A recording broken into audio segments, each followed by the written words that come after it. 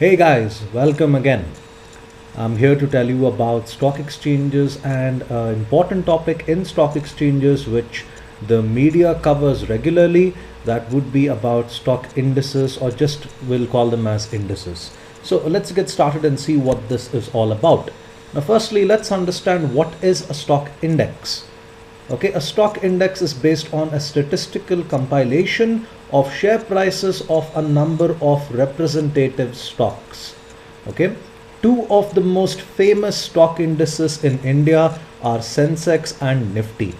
Okay, Sensex is considered to be the benchmark index of Bombay Stock Exchange. Nifty is considered to be the benchmark index of National Stock Exchange. Okay, now Sensex comprises of 30 stocks while Nifty comprises of 50 stocks. Okay, now why even bother having a stock index? Okay, so what's the purpose of having an index in fact? Now, a stock index is just one of the many other indices that you would come across when you study economics. Okay, if you are a student of economics, you may have come across indices such as consumer pricing index, wholesale price index, and human development index, and many more. Okay, in each of those indices, you measure something or the other. Okay, for example, in case of consumer pricing index or CPI, you go about measuring the changes in price. Now, upon arrival of that value, you're able to understand what is the approximate inflation rate in the country. Inflation refers to the rise in prices of goods, but the fall in value of money. Okay, a stock index, however, focuses on companies and their performance. Now, in general, if Sensex is doing well, as in if more and more points are being added to Sensex, it means that companies in this country and globally, you could say, are in fact doing quite well. Okay, for example, if you consider one of the stocks that are there in Sensex, let's consider a company like, for example, ICICI Bank. Okay, now ICICI Bank will post good profits this year. I'm just saying. Okay, let's assume they go about posting good profits this year and they give out the reasons why they are able to get good profits. One of the reasons could be that the number of bad debts have been reduced considerably. Why have the number of bad debts been reduced considerably? It's because people have been paying their loans properly. Okay, when people have been paying their loans properly, it means that they are able to earn well. And how are they able to earn well? Because the companies they're working for or the jobs that they're doing is paying them well. And you can see how the link is actually created. I am able to pay off a loan quickly and not default on it because my employer is paying me properly.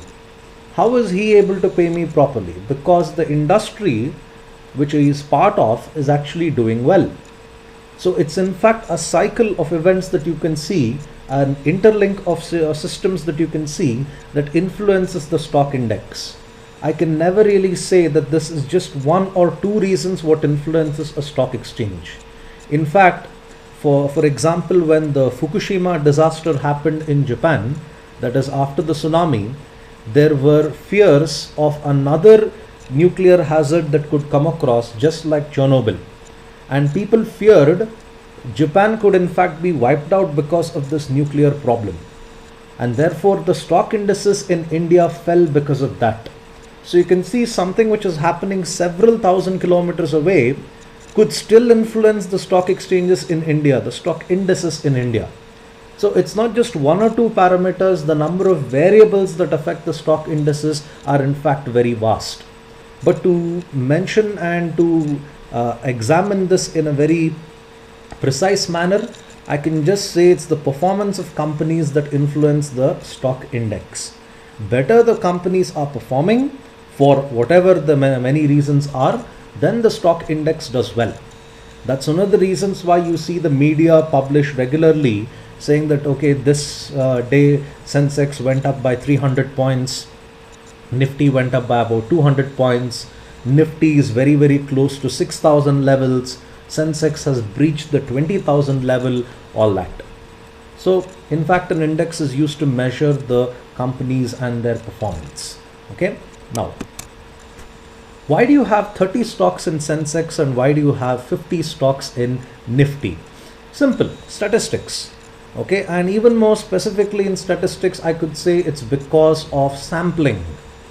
Okay, now if I were to do a research, okay, I would go about evaluating my research based on the samples that I would use in order to arrive at my results.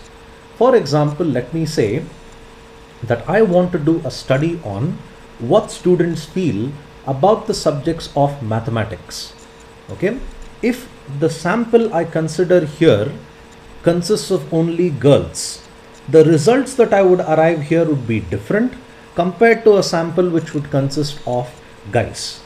Now the reason that happens because the way you go about considering a sample gives you different results. And sampling study and sampling techniques itself is an entire universe altogether. In order to measure how companies are doing, you have two samples here which are taken in order to design the stock index. So in order to design Sensex, they've taken 30 companies. In order to design Nifty, they've taken about 50 companies. Okay.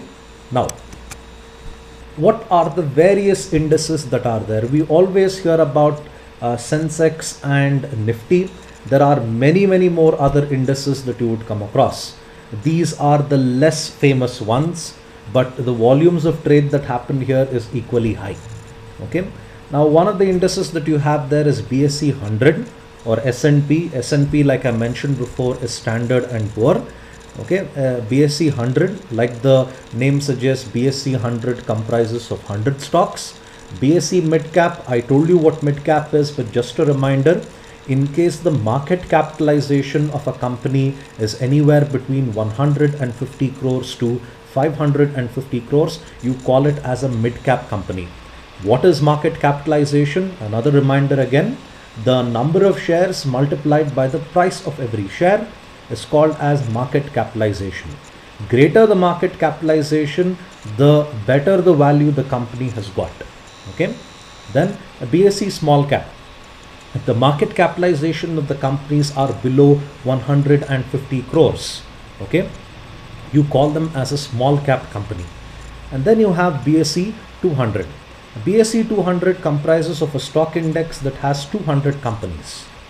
Okay, like I said, each of these indices consists of a particular sample of companies.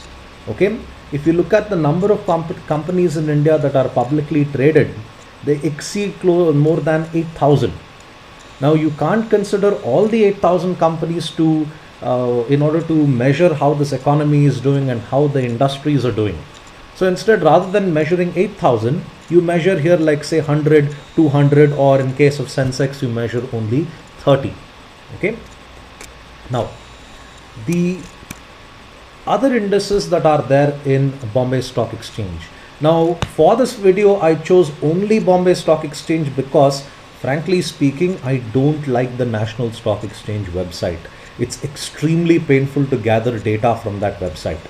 A BSE website I like because you just go there, you get everything right in your face kind of information they're able to deliver. For NSE, I find it a little annoying to gather data from there. So, broad indices that you have, I gave the example of the broad indices in the previous slide. The other types of indices that you have, BSE IPO, SME IPO. SME here stands for small and medium scale enterprises. Okay, Dolex, that is Sensex, which is denominated in dollars, Dolex 100, Dolex 200, and you have volatility indices. Volatility indices are specifically for futures and options. Okay, let me confuse you here a little, particularly about an option. Okay, a call option gives the buyer the right to buy, and the seller of a call option sells the right to buy. In a put option, the put option holder has the right to sell, while the seller of the put option sells the right to sell. I know it sounds like a nursery rhyme. Don't worry about it. I'll do a detailed video about futures and options later. Okay, and then you have thematic indices. These are the new ones. They refer particularly to the emerging markets. So you have indices which focus on companies that are in the emerging markets. Okay, emerging markets could be, for example, solar energy, alternative energy. All this gets categorized as a emerging market. And then you have sector specific indices. For each of the major sectors that are there in the country, you have one stock exchange or one stock index or the other, sorry, which measures each of them. You have FMCG, healthcare. For companies that are into healthcare, there is Apollo, Fortis. Okay, all these companies are classified in the healthcare division. And then you have PSUs, that is public sector undertaking, government companies. Okay, those are the companies that you would see which are listed there. Okay, now, are there indices abroad? Of course. Some of the major indices abroad that you would find is DJIA, that is Dow Jones Industrial Average, named after the very famous Charles Dow, okay, and Edward Jones, Dow Jones Industrial Average. And you have S&P 500. S&P 500, you could say, is more or less like Sensex for America, but instead, rather than having 30 companies, they have about 500 companies. Okay, and FTSE is a United Kingdom exchange, United Kingdom Stock Index. Sorry, people just call it as FTSE. Nikkei 225, that's a Japanese index. As you can see, 225 companies are listed on this index. Crude oil. When you talk about prices of petrol going up or down, it's really not in the liberty of the central government to increase the prices of petroleum. In fact, global crude oil prices are one of the reasons why you would see an increase in your petrol costs or see a decrease in your petrol costs. Okay, once upon a time, I remember crude oil prices had even touched around $140 a barrel. Okay, 99.88 there is $99.88 per barrel. Okay, now when it comes to barrel of oil, sorry, you have around 42 gallons of crude oil that is there in one barrel. Okay, 42 gallons of crude oil that's considered to be in one barrel. And there are different types of crude oil that people go about trading. The ones that you see there in the bracket is WTI, West Texas Intermediate. Okay, that's one of the types of crude oil that they have. There's another type of crude oil called Brent crude oil.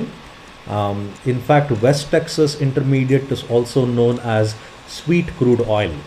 Okay, I'm not really sure why they would call it as sweet crude oil, but I'm really certain that no one has bothered to taste this and name this based on the flavor of the product.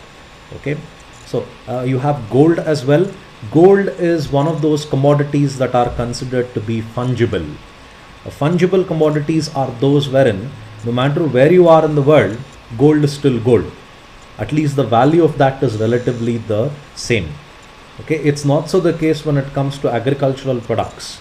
It's not so the case when it comes to many of the metals. Gold, on the other hand, is considered to have a universal appeal.